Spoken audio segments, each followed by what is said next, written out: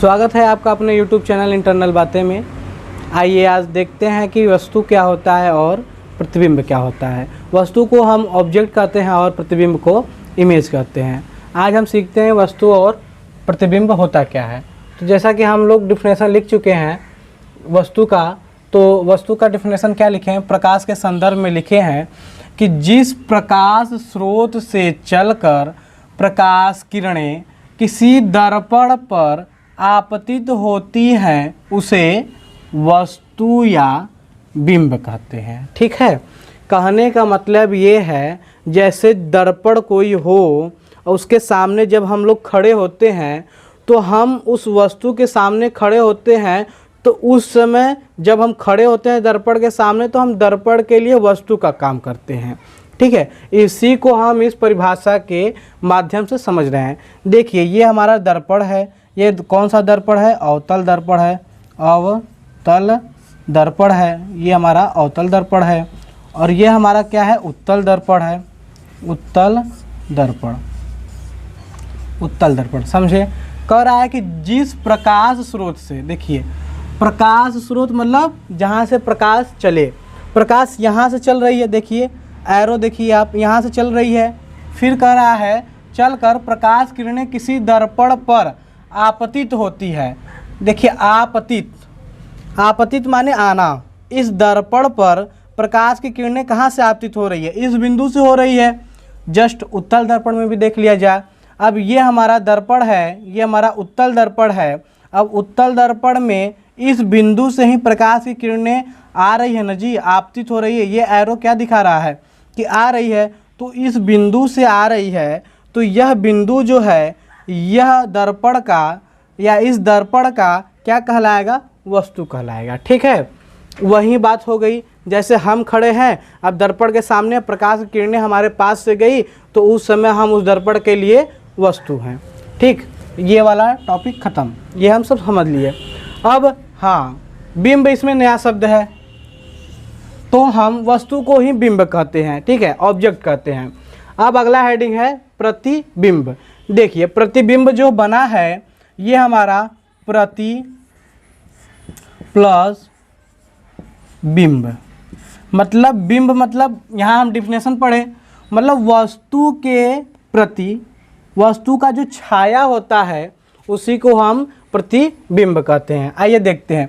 यदि प्रकाश की किरणें वस्तु के किसी बिंदु से चलकर परावर्तन के पश्चात जिस बिंदु पर आपस में काटती हैं या आती हुई प्रतीत होती है वहीं उस वस्तु का प्रतिबिंब कहलाता है।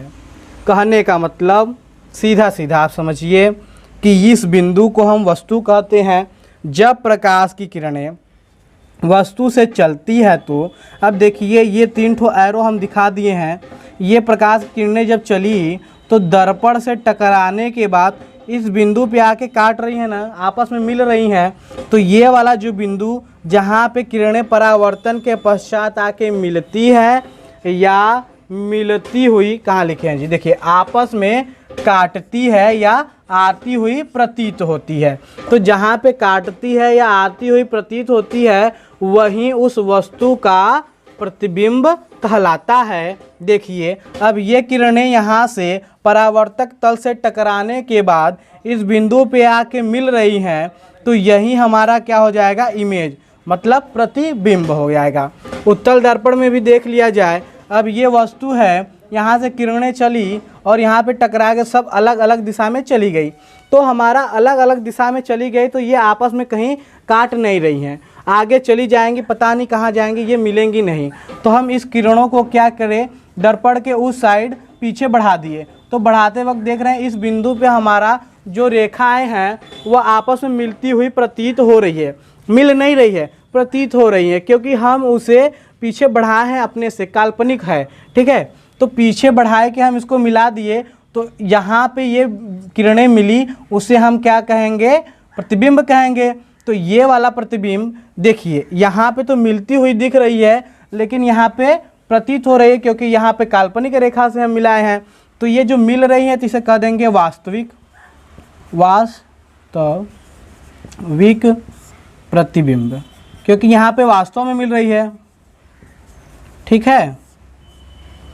और यहाँ पे हम आभास कर रहे हैं, अपने से मिला रहे हैं, तो ये हमारा हो जाएगा आभासी प्रतिबिंब। आभासी प्रतिबिंब समझ ले। ये प्रतिबिंब हमारे दो प्रकार के होते हैं, लिख दिए हैं। प्रतिबिंब दो प्रकार के होते हैं। पहला होता है वास्तविक प्रतिबिंब, दूसरा होता है आभासी प्रतिबिंब। जब किरणें आपस में काटती हैं तो वास्तविक प्रतिबिंब मिलता है, वास्तव में मिलती हैं तो वास्तविक प्रतिबिंब बनता है। और जब प्रतीत होती है, काल्पनिक रेखा से करते हैं, तो उसे हम आभासी प्रतिबिंब कहते हैं। ये हमारा फिगर है, आप फिगर लिख लीजिए, बना लीजिए, डायग्राम दिखा दीजिए। उसके बाद जो है कि हम वास्तविक प्रतिबिंब और आभासी प्रतिबिंब का डिफिनेशन अभी लिख देते हैं। देखिए, अभी हम वस्तु के बारे में पढ़े, प्रतिबिंब के बारे में समझे। प्रतिबिंब में हमने आपको बता दिया था कि ये दो प्रकार के होते हैं, एक वास्तविक प्रतिबिंब होता है और एक आभासी प्रतिबिंब होता है। हम चित्र के माध्यम से आपको बढ़िया से डिटेल में समझा भी दिए थे। अब डिफिनेशन जो है कि लिख दिए हैं, ये देख लीजिए डिफिनेशन क्या है। पहला वास्तविक प्रतिबिंब, दूसरा आभासी। वास्तविक को रियल इमेज कहते हैं, आभासी को वर्चुअल इमेज कहते हैं। देखते हैं डिफिनेशन हम लोग क्या लिखे हैं। जब किसी बिंदु वस्तु से चलने वाली प्रकाश परावर्तन के बाद जिस बिंदु पर वास्तव में मिलती है वहाँ वास्तविक प्रतिबिंब बनता है। यही हम उसमें आपको समझाए थे। जब वास्तव में आके मिले तो वास्तविक प्रतिबिंब, जब आभास किया जाए तो उसे आभासी प्रतिबिंब। ये यही आभासी का भी डिफिनेशन है, आभास करने के लिए। जब किसी बिंदु वस्तु से चलने वाला प्रकाश परावर्तन के बाद जिस बिंदु पर मिलती हुई आभास होती है, मिलती हुई आभास होती है, वहाँ आभासी प्रतिबिंब बनता है। आभासी प्रतिबिंब को काल्पनिक प्रतिबिंब तथा अवास्तविक प्रतिबिंब भी कहा जाता है। आपको अगर कोई पूछ दे कि काल्पनिक प्रतिबिंब किसे कहते हैं या अवास्तविक प्रतिबिंब किसे कहते हैं, तो आप कंफ्यूज मत होइएगा। आभासी प्रतिबिंब को ही हम काल्पनिक प्रतिबिंब तथा अवास्तविक प्रतिबिंब भी कहते हैं, ठीक है। ये हमारा हो गया वास्तविक, ये हो गया हमारा आभासी। हाँ, इसमें एक तो और आपको हम अंतर बता दें। जो हमारा वास्तविक प्रतिबिंब होता है, जो ये हमारा वास्तविक प्रतिबिंब होता है, इसे हम पर्दे पर ले सकते हैं, ठीक है। इसे हम पर्दे पे ले सकते हैं। और जो हमारा आभासी प्रतिबिंब होता है, इसे हम पर्दे पर नहीं ले सकते,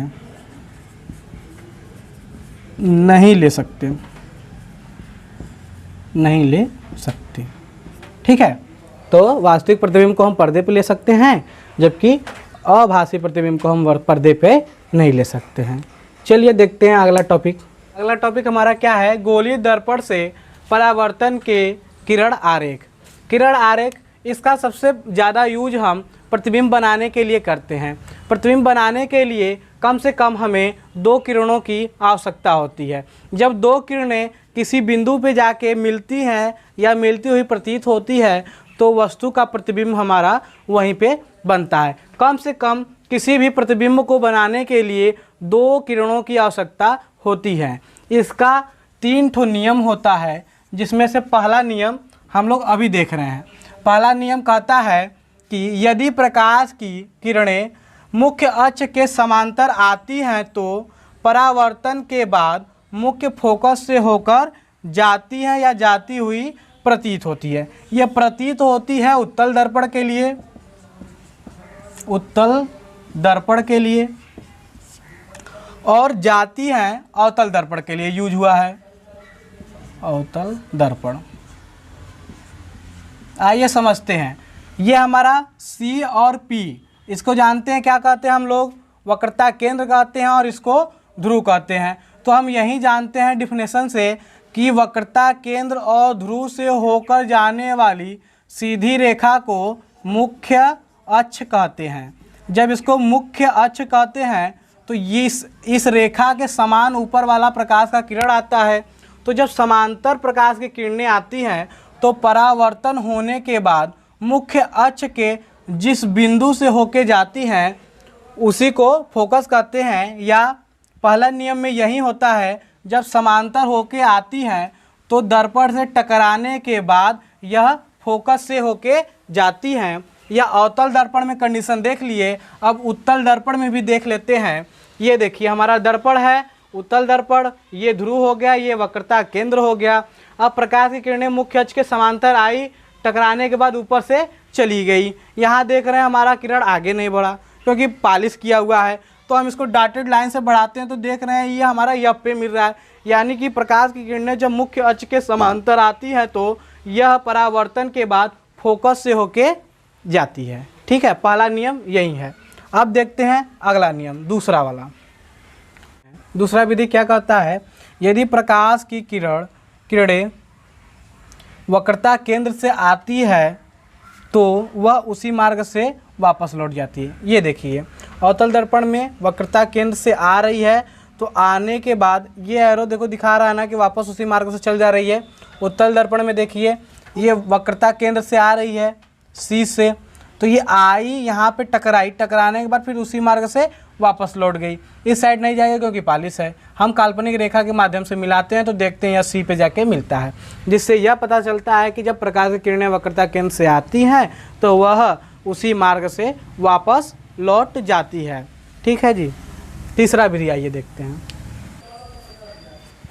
तीसरा नियम देखिए, तीसरा नियम कहता है यदि प्रकाश की किरणें फोकस से आती हैं तो वह परावर्तन के बाद मुख्य अक्ष के समांतर जाती है। अब देखिए ये जो रेखा आ रही है, जो किरण आ रही है, यह फोकस से होकर आ रही है, तो फोकस से होकर आ रही है तो मुख्य अक्ष के समांतर जा रही है। यहाँ पर फोकस से आ रही है तो परावर्तन के बाद मुख्य अक्ष के समांतर जा रही है। जो हमारा पहला वाला होता है उसी का जस्ट उल्टा तीसरा वाला नियम होता है। पहला कहता है कि मुख्य अक्ष के समांतर आती है तो फोकस से होके जाती है, और तीसरा कहता है कि यदि फोकस से आती है तो मुख्य अक्ष के समांतर जाती है। बस यही 3 ठो नियम होते हैं।